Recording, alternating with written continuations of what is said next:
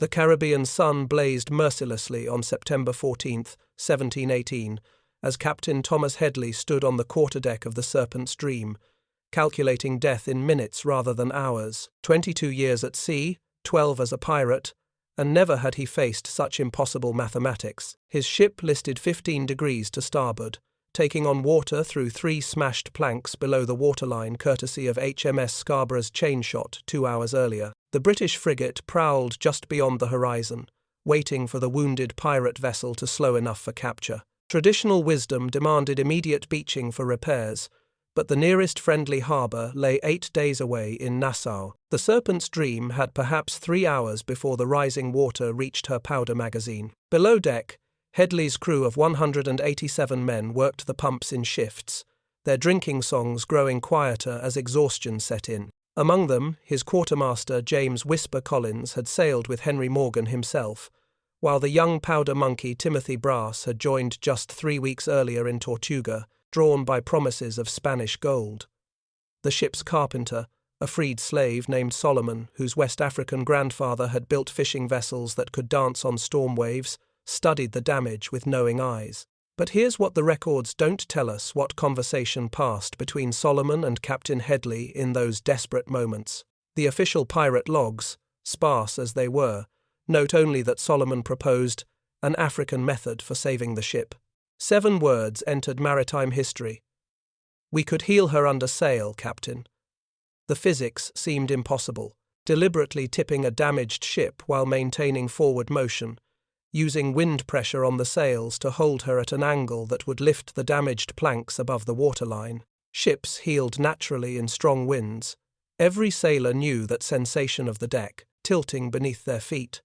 But controlling it precisely enough for repairs while preventing capsize required perfect coordination of sails, ballast, and steering. One miscalculation, one gust of wind stronger than expected, and the Serpent's Dream would roll completely, taking every soul aboard to the bottom. Headley had seconds to decide. Behind him, HMS Scarborough's topsails appeared on the horizon. Before him, his crew looked up from the pumps with eyes that had already accepted death. The water in the hold had risen to their knees. He gave the order. 24 cannons, each weighing between 1,200 and 1,800 pounds, began their journey across the deck. Every water barrel, every chest of plunder, even the crew's hammocks followed. The redistribution of weight was brutal work. Men slipped on the wet deck, and one cannon broke free from its tackle, crushing the foot of a Welsh sailor named David Price before it could be secured. The physics were crude but effective: concentrate enough weight on the port side, catch enough wind in the starboard sails, and the ship would lean like a drunkard against a tavern wall. As the Serpent's Dream began its controlled lean, men lashed themselves to the rigging while Solomon's repair team prepared their oakum and pitch. The angle reached 30 degrees. Seawater that had been flooding through the damaged planks now ran back out through the same holes, 35 degrees. The crew on the high port side could look nearly straight down at their companions clinging to the starboard rails, 40 degrees. This was the moment that separated survival from catastrophe, the point where centuries of maritime tradition screamed that the ship should be abandoned, where every instinct warned that the next gust would roll them over completely. The mainmast groaned under stresses it was never designed to bear. Ropes sang with tension. The hull timbers creaked messages that sounded like prayers, or curses, depending on which language you spoke. But the damaged planks now rode 2 feet above the waterline. Solomon's repair team scrambled down rope ladders to the exposed hull. They worked with the desperate speed of men who knew that every minute at this extreme angle increased the chance of capsize. Oakum, the stringy fibre picked from old ropes, was hammered into the cracks between planks.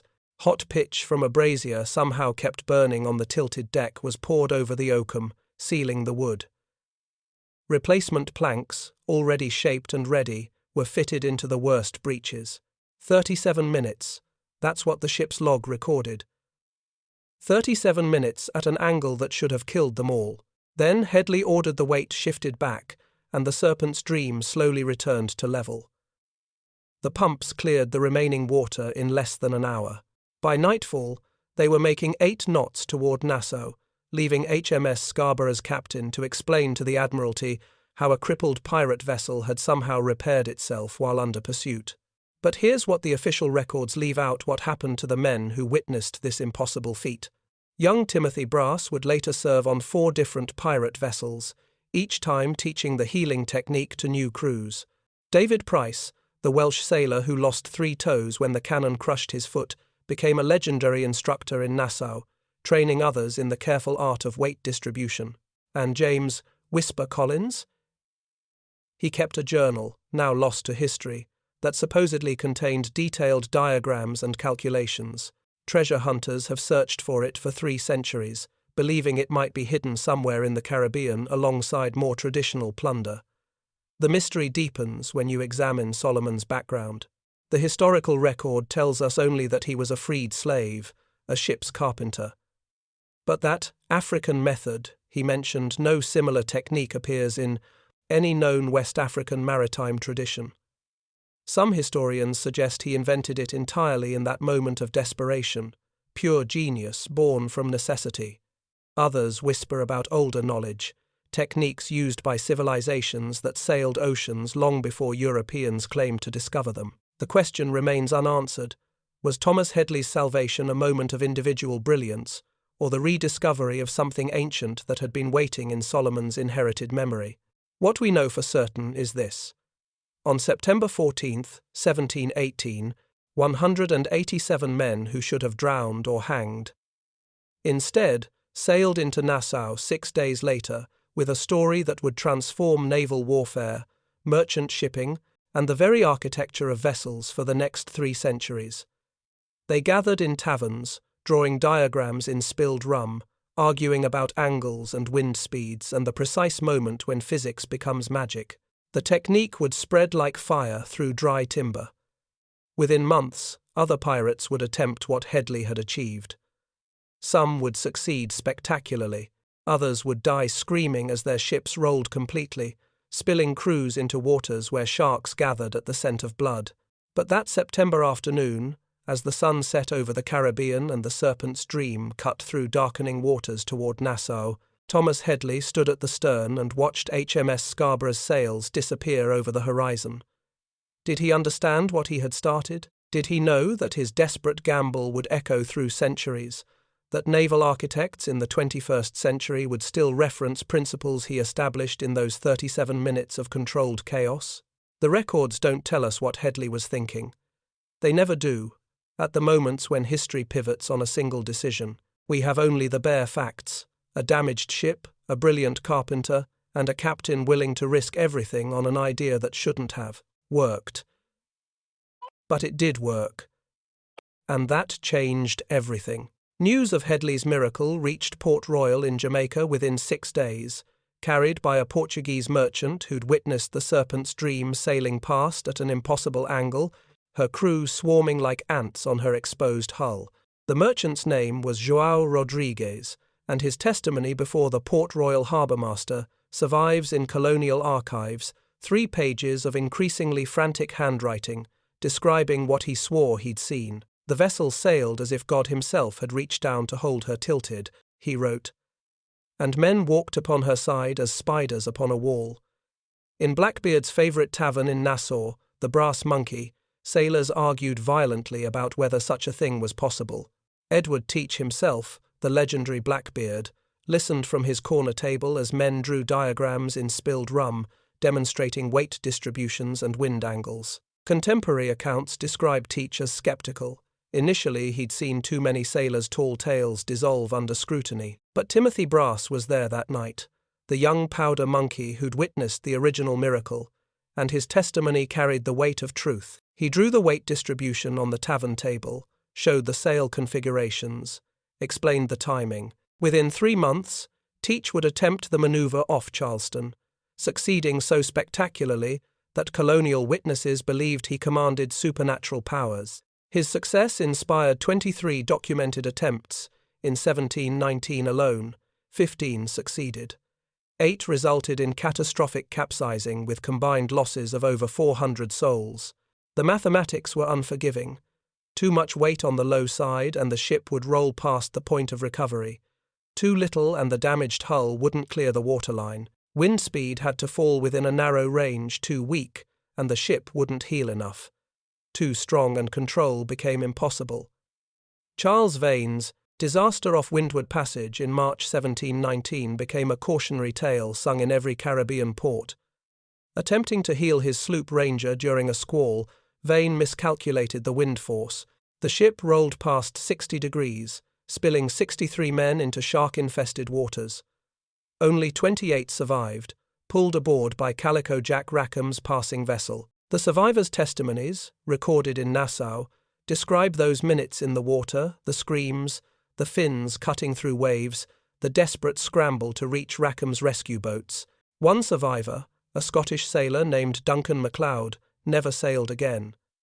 He spent his remaining years in a Kingston tavern, drawing diagrams of what went wrong, obsessively calculating the angle of death. But here's what those tragedy reports never quite explain. Why did Vane attempt the maneuver during a squall when Headley's success came in stable winds?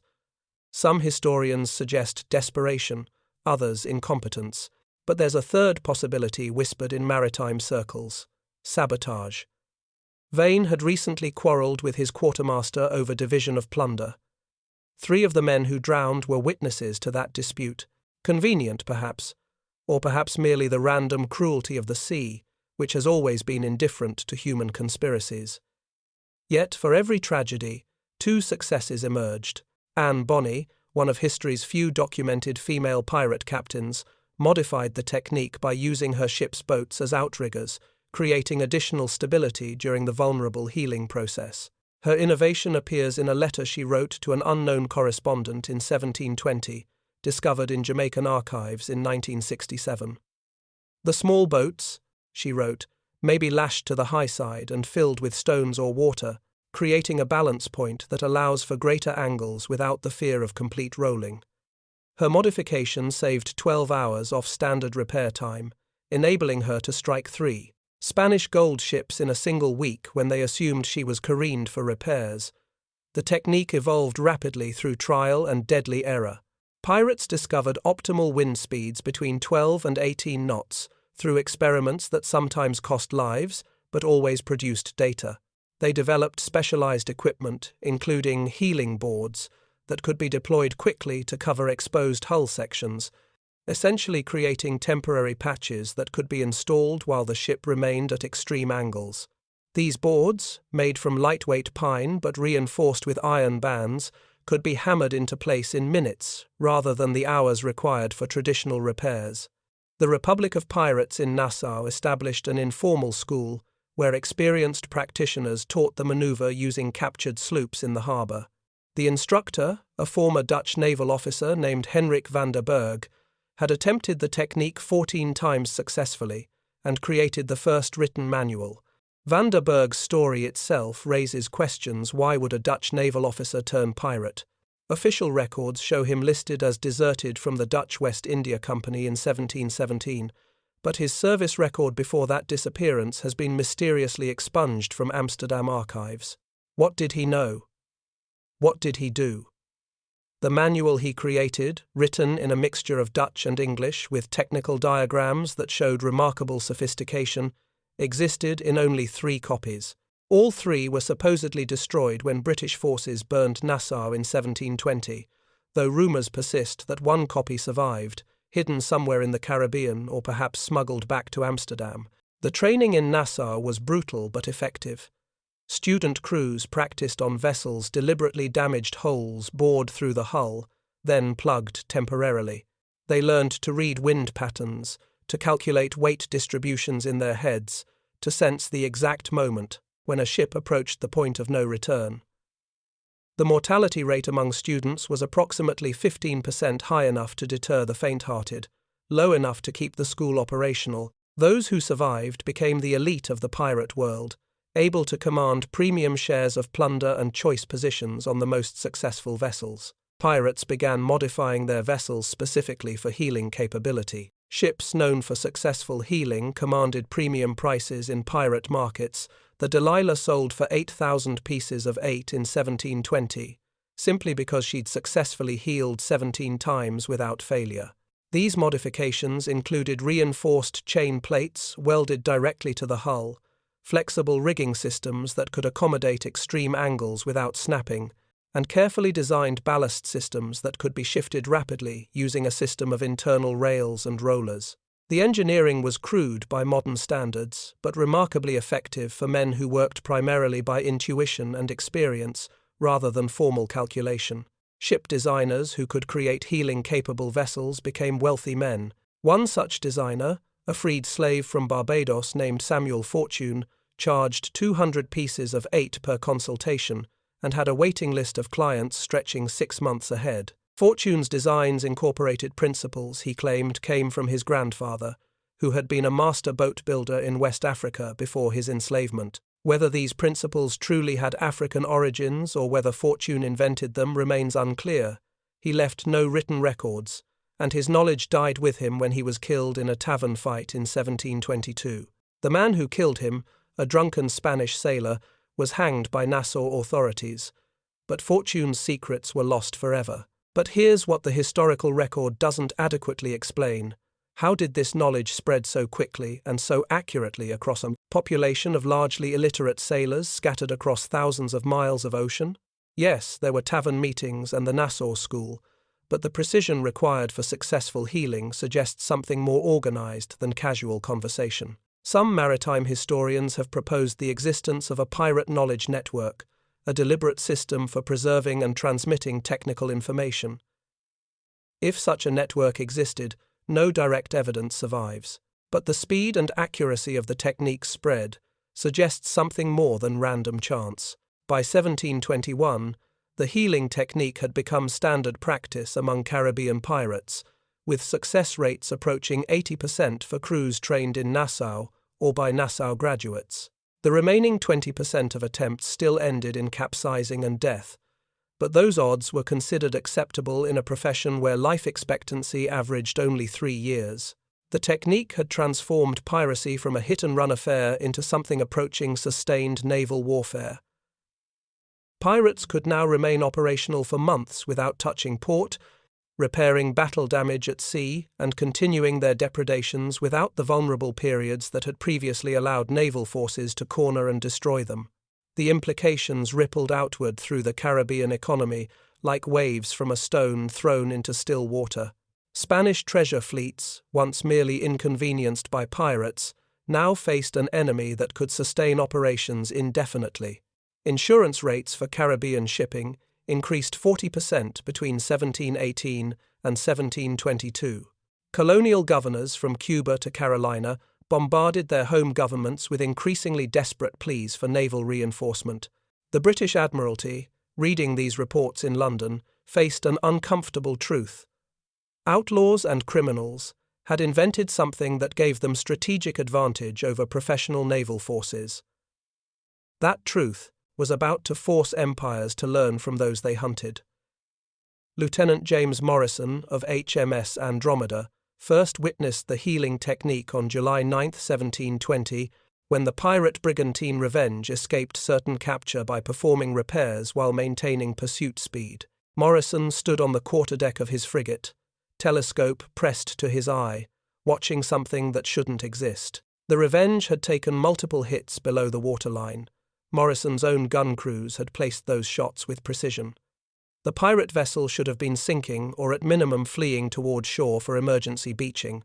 Instead, she was tilting at an impossible angle, maintaining forward speed while men swarmed over her exposed hull like wasps defending a nest. Morrison was just 24 years old and hungry for advancement in a navy where promotion often depended less on merit than on family connections and prize money. He watched the Revenge complete her repairs and vanish over the horizon, and something shifted in his thinking. That night, he filled 6 pages of his personal journal with sketches and calculations, trying to reverse engineer what he'd witnessed.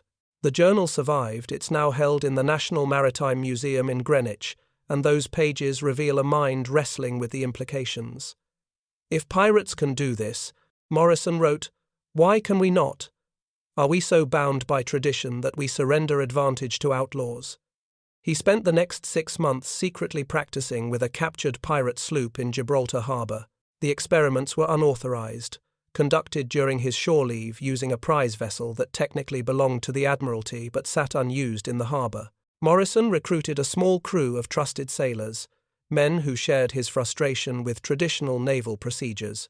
They practiced weight distribution, tested different sail configurations, calculated optimal wind speeds. They capsized twice, fortunately, in shallow harbour waters where the crew could swim to safety. On the third attempt, they achieved a stable 35-degree heel and maintained it for 43 minutes. But here's what Morrison's journal doesn't record. How did he recruit his crew? Naval discipline was harsh, and unauthorized experiments with Admiralty property could result in flogging or worse. Yet Morrison convinced at least 12 men to risk their careers and possibly their lives. What did he promise them? What leverage did he hold? The historical record is silent, but the existence of those experiments suggests either remarkable charisma or some form of coercion that Morrison was wise enough not to document. His unauthorized experiments caught the attention of Admiral George Byng when a Gibraltar harbourmaster reported irregular activities involving the captured sloop. Byng initially ordered Morrison court-martialed for conduct unbecoming an officer of His Majesty's Navy and misappropriation of naval property. The trial in Portsmouth became a sensation when Morrison requested permission to demonstrate the technique as evidence for his defence. Byng, intrigued despite his anger, agreed. The demonstration in Portsmouth Harbour on February 3, 1721, drew 3 admirals, 200 naval officers, and a crowd of civilians estimated at over 1,000. Morrison's captured sloop, deliberately damaged with bored holes below the waterline, took on water for 30 minutes until she listed noticeably. Then Morrison's hand-picked crew executed the heeling manoeuvre before an audience that had expected to witness a court-martial, not a revolution. 37 minutes after beginning the heel, the same time Headley had required, the repairs were complete. The sloop returned to level and pumped dry. The silence that followed, according to contemporary accounts, lasted nearly a full minute. Then Admiral Byng asked a single question. "How many attempts did you require before achieving this success?" Morrison's answer was honest. 3 attempts, sir. 2 resulted in capsize, though without casualties due to shallow practice waters. The admirals conferred for less than 5 minutes before Byng announced that all charges were dismissed and Morrison was promoted to commander with immediate effect. More significantly, Byng ordered the technique taught across the fleet. But here's what the official Admiralty records don't mention. Byng had received intelligence reports about the technique's effectiveness among pirates for over a year before Morrison's demonstration. He'd dismissed them as exaggerated sailors' tales. How many British lives were lost because of that dismissal? How many ships captured that could have been saved? The Admiralty certainly wasn't going to include those uncomfortable questions in official histories. The Dutch Veronique de Oostindische Compagnie, the Dutch East India Company, proved most aggressive in adopting pirate innovations, offering pardons and generous salaries to any pirate who could teach their crews advanced healing techniques. The company's pragmatism was legendary.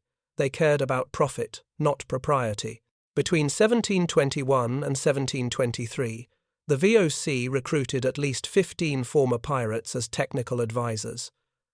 The most successful was a man known only as Red Jan, who claimed to have sailed with Anne Bonny herself and learned her outrigger modification. Red Jan's identity remains mysterious. No records of his real name survive in VOC archives, which is unusual given the company's notorious attention to documentation. Some historians suggest he was actually a VOC employee who'd been operating undercover among the pirates, gathering intelligence on their techniques. If true, it would explain both his detailed knowledge and the convenient absence of his records.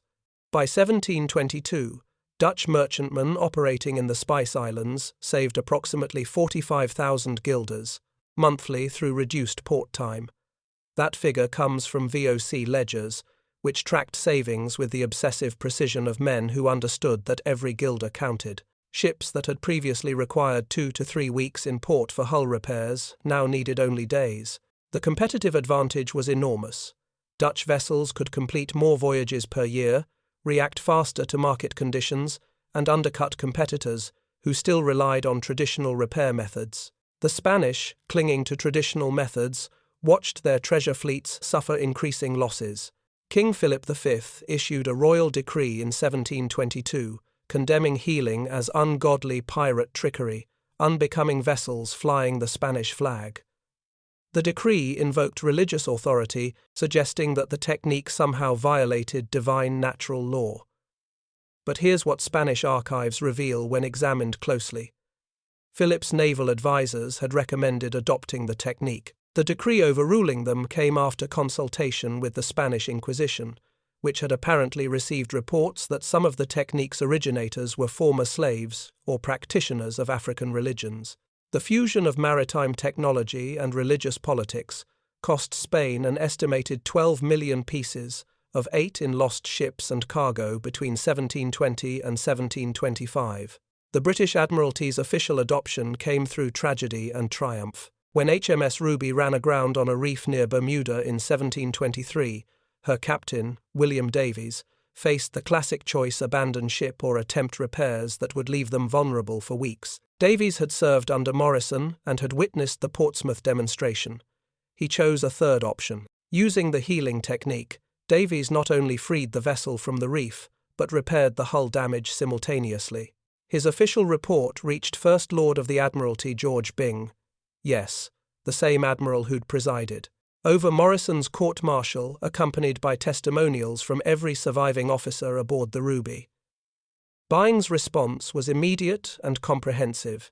He ordered immediate implementation across the fleet, establishing training stations in Portsmouth, Plymouth, and the Caribbean. The curriculum was brutal. Crews practiced on deliberately damaged vessels in controlled conditions, learning to recognize the signs of impending capsize, mastering the precise timing required for successful execution. Master riggers who could teach the technique earned triple wages, transforming healing instruction into one of the most lucrative specialties in the Royal Navy. Men who'd spent years as ordinary riggers suddenly found themselves in demand, commanding salaries that rivaled junior officers. By 1725, every British ship of the line carried detailed healing charts, showing optimal angles for different repair scenarios based on vessel size, wind conditions, and damage location. These charts represented a remarkable fusion of empirical observation and mathematical calculation. Naval architects worked backward from successful attempts, creating formulas that could predict safe healing angles for vessels they'd never even seen. The investment paid off spectacularly during the Battle of Cape Passaro in 1728, when 3 damaged British frigates performed combat repairs without leaving formation, maintaining firepower, while Spanish opponents retreated for conventional repairs. But the deeper mystery remains: how did a technique born from one desperate captain's gamble, refined by outlaws and criminals, become standard practice in the world's most powerful navies within just 7 years? The speed of that transformation suggests something more than simple technological adoption. Some naval historians argue that the technique succeeded because it matched an emerging cultural shift toward empiricism and experimental science. Others suggest that the military pressure of sustained pirate operations left navies no choice but to adopt or face strategic irrelevance. There's a third possibility that historians rarely discuss: that the distinction between pirate knowledge and naval knowledge was always more porous than official histories admit. How many naval deserters became pirates? How many pirates accepted pardons and returned to legitimate service? The flow of personnel, and therefore knowledge, moved in both directions constantly. Perhaps the healing technique didn't spread through formal channels at all, but through informal networks of sailors who served on both sides of the law and saw no contradiction in doing so. What we know for certain is that by 1725, the technique Thomas Headley had pioneered in desperation had become orthodoxy. Midshipmen studied healing calculations at naval academies. Shipwrights designed vessels with healing capability as a primary consideration. Insurance companies adjusted their risk models. The world's maritime infrastructure had reorganized itself around an idea that had seemed impossible just 7 years earlier. The pirates who'd perfected the technique were being hunted to extinction by the very navies that had learned from them. There's a certain irony in that, perhaps even a certain injustice, But history has never been particularly concerned with fairness, only with outcomes. And the outcome was clear. The age of piracy was ending, but pirate innovations would sail on long after the last pirate flag was struck. Thomas Headley vanished from historical record after selling the Serpent's Dream in Charleston on April 3, 1719, pocketing £8,000 sterling and disappearing into the American frontier. The sale itself is documented in Charleston customs records. 1 brigantine, 42 guns, sound condition, sold to a merchant consortium for what was then a substantial fortune. But after that transaction, Thomas Headley simply ceases to exist in any official capacity.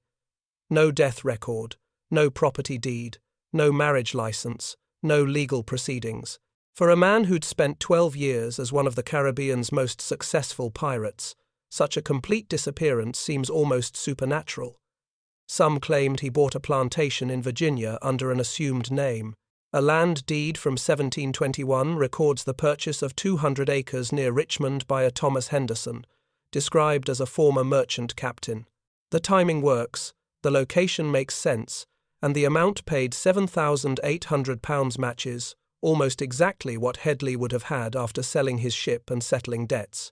But Henderson left no other trace, no will, no correspondence, no descendants who preserved his story. Others insisted he returned to England as a wealthy merchant. London customs records from 1722 include a Captain T. Headley importing sugar from Jamaica, but the entry provides no additional details, and no subsequent records connect to this mysterious figure. Was it the same man? A relative? Someone using a conveniently available name? The English Naval Archives contain no warrant for Thomas Headley's arrest after 1719, which is odd considering he was a wanted pirate. Did he purchase a pardon?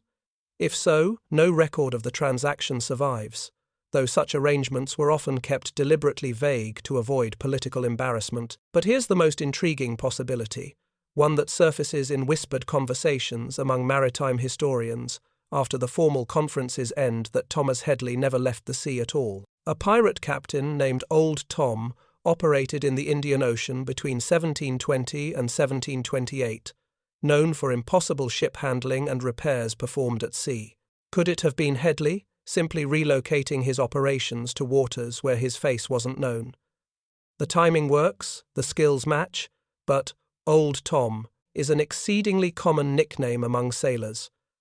Proving the connection is impossible, which perhaps is exactly how Headley would have wanted it. His innovation, however, transformed maritime civilization in ways he never imagined. By 1730, insurance companies like Lloyd's of London offered 20 to 30% reduced premiums for vessels with certified healing-capable crews.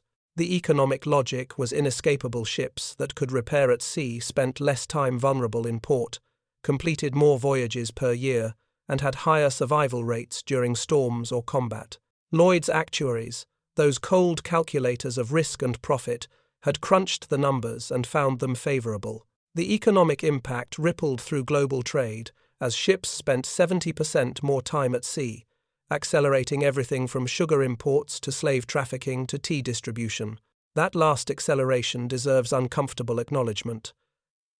The healing technique made the slave trade more efficient and more profitable. Ships that could repair damage at sea could make more voyages per year, could avoid vulnerable periods in African ports where disease or revolt might strike, could deliver their human cargo faster and with marginally better survival rates, which translated to higher profits. The technique that had been born from one man's desperate ingenuity was now, among its other applications, helping to perpetuate one of history's greatest atrocities. Innovation is morally neutral. It serves whatever purposes humans choose. That truth echoes through every technological advance, but it lands with particular weight here. Shipbuilding evolved to accommodate healing requirements, with new designs featuring reinforced keeling, repositioned ballast systems, and strengthened mast steps that could handle extreme lateral forces. The master shipwright Thomas Slade, designer of HMS Victory, incorporated healing considerations into every vessel he created. Slade's notebooks, preserved at the Portsmouth Historic Dockyard, reveal a mind obsessed with the mathematics of controlled imbalance. Page after page of calculations, sketches showing stress distributions, notes about wood grain orientation and metal reinforcement placement. His ships could perform the maneuver at angles up to 45 degrees without structural failure, nearly 5 degrees beyond what Hedley had achieved, and approaching the theoretical maximum that physics would allow. These design changes cost approximately 15% more in construction, but saved 40% in lifetime maintenance costs. Naval accountants loved numbers like those. Admiralties and trading companies invested heavily in the new designs, and traditional shipwrights who couldn't or wouldn't adapt found themselves increasingly unemployed. By 1740, every major shipyard in Europe had been forced to retrain their workforce or close. The economic disruption was significant, but brief. Those who adapted thrived. Those who didn't vanished from the historical record as completely as Thomas Hedley himself. Port cities from Boston to Bombay experienced economic upheaval as repair facilities consolidated and specialized. Why maintain a large repair infrastructure when ships could handle most damage at sea? Kingston, Jamaica, saw its ship repair revenue drop 60% between 1720 and 1730. The city faced a choice: collapse or diversify. It chose diversification, transforming from a repair station into a major trading hub. By 1740, Kingston's economy was more robust than it had been in 1720, but the transition had been painful. Hundreds of shipwrights, sailmakers, and associated tradesmen had been forced to find new professions or relocate. Progress creates winners and losers, and historical accounts tend to remember only the winners. But here's what the economic histories rarely mention: the human cost of that transition period. Contemporary letters from Kingston residents describe families going hungry, skilled craftsmen reduced to manual labor, elderly workers simply unable to retrain for new trades. One letter, written by a shipwright named Robert Palmer to his brother in England, describes watching his son leave for the American colonies, because there was no future for him in Kingston. "The trade my father taught me, which his father taught him, is dead," Palmer wrote. "The pirates killed it." He was right, though perhaps not in the way he meant. The American Revolution witnessed colonial vessels using Hedley's technique to devastating effect against British pursuers who, ironically, had grown complacent with their technical superiority. The British Navy had spent 50 years perfecting the healing technique, incorporating it into doctrine and training until it became routine.